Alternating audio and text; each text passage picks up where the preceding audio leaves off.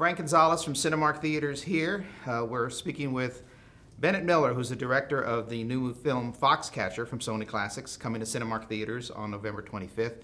Bennett, first of all, a very intense movie. I know that when people go to see it, they'll probably be expecting one thing and they come out completely flummoxed maybe. Was that a conscious decision in making a film like this? Because it's not one that you just easily digest. It's a very slow burn. Well, it's a film that makes sense when you get to the end of it. Something very unexpected happened in reality. You know, it's a tragic story of a murder that nobody expected. But when it happened, when you look backwards, it all sort of crystallized and made some kind of sense. And so I wanted the film to feel kind of like that. In a way, this movie is about relationships. Mm-hmm. The relationships between Mark and Dave Schultz, Channing Tatum and Mark Ruffalo, and then eventually the kind of a surrogate father-son relationship between John DuPont and Mark by Steve Carell and Channing Tatum. So was that kind of a motivator for you in terms of how you designed this film, or how you kind of created it as it morphed into what it became? Yeah, absolutely. I mean, it's a true story, and it's a very bizarre story, because you've got people from different worlds convincing themselves that they belong to each other. John DuPont, who's a super wealthy man, one of the wealthiest men in America, and then you've got these brothers who are wrestlers who come from a whole different type of situation. Based on a true story, these events actually happened, but the film seemed to mean more than just these guys. And what it was is the relationship between these things, you know, of class and wealth and entitlement and things like that. And so who these people were and how they related was fascinating as a story, but it also seemed to suggest a little bit more of a bigger picture. And it took you a while to develop the story, you know, to really kind of get it to where you wanted it to go. And it was like you almost purposely kind of left it open-ended in terms of how you developed it, because you weren't sure how you wanted it to kind of end. Well, I think I always knew how it ended, but it's a question of reverse engineering, and it's a process that allows us to keep pursuing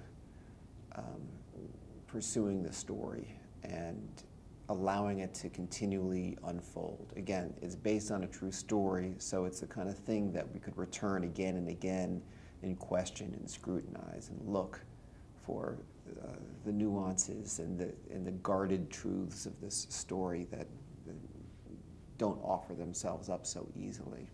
Let's talk about the process itself of making the movie. The wrestling sequences were very choreographed, and they seem to be very specific. Was that a difficult process to shoot those sequences, and then also just working with your actors to make sure they were doing the right moves the right way? Yeah, I think most of the difficulty belonged to the actors and to the choreographers.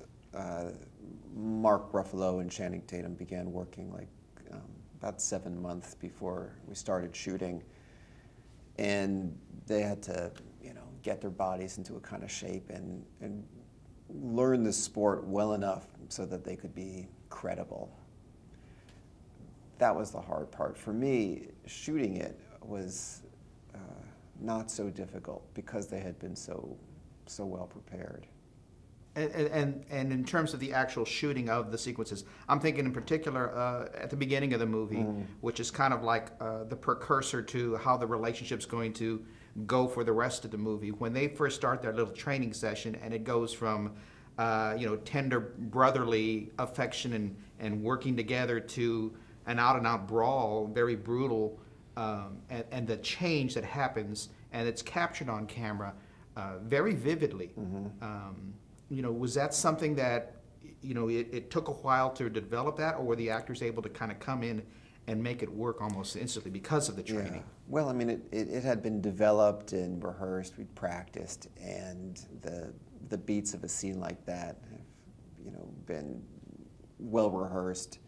So when it came time to shoot it, finally, it really was more like shooting a documentary than it was, you know, carefully contriving a scene. You know, it's also pretty exhausting. You know, wrestling is a very, very exhausting sport, and you can't do 100 takes. It's just not possible. So it was important that they had done their work and been prepared, and were able to just do it in a few takes. Let's talk about the actors now. I think most people, when they see the movie, are going to be most taken by Steve Carell and his transformation. How did you come across having him in the John DuPont role? Why him? And then were you yourself even surprised by the depth that he was able to dive into that person? You know, Steve's name was offered up by his agent, and it was immediately interesting because it seemed like an unusual choice, and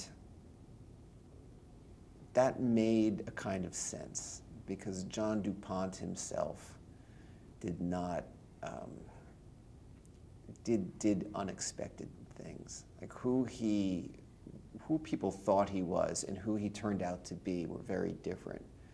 And so when I sat with Steve Carell and talked about the character and talked about the film, I was really intrigued by this other side of him that we don't ordinarily get to see, a side that could understand and empathize with this very, very dark character. For me, Mark Ruffalo was, you know, he was the centerpiece of the movie. He was the constant, you know, supportive one, the one who was really the backbone of it. You know, he's always been considered an actor's actor and one of those guys that is looked up to in the industry. But I think he just took it to a new level with this one. He was just outstanding. Yeah, he's the heart of the film. You know, you've got these two characters played by Channing Tatum and Steve Carell, who are kind of desperate and lost and ideological, and whose heads are kind of in other worlds. And at the center of it, you've got Dave Schultz, played by Mark Ruffalo, whose values are much more grounded and family-centric, and is trying to negotiate, you know, a happy, you know, life amidst these circumstances that are at odds with each other. And I think it's through his perspective and his story that most of us can relate to this story. And then Channing Tatum, you know, as Mark Schultz, you seem to get to bring out a lot of well, I guess not bring out, but his role is really one that's a lot more internal than I think anybody's ever really seen before. Yeah. Was that a challenge for him, and for you as a director, to try to have him internalize all those emotions? Well, again, I think if an actor really understands a character and has prepared properly, that those moments just happen. You know, that people express themselves in intentional ways, and they express themselves inadvertently. And a lot of what we learn about Channing's character is expressed inadvertently. The character expresses it, you know, inadvertently. We see something about him that he is oblivious to himself. And how is that done? And the credit really belongs to Channing for studying this character and for spending time with Mark Schultz and learning, you know, who he was then and what the circumstances were. Well, it's a fascinating movie. I know our customers are going to be enthralled by this film, Foxcatcher. Again, it opens up at Cinemark theaters on November 25th. You can go to cinemark.com for tickets and showtimes. Bennett Miller, thank you. Thank you.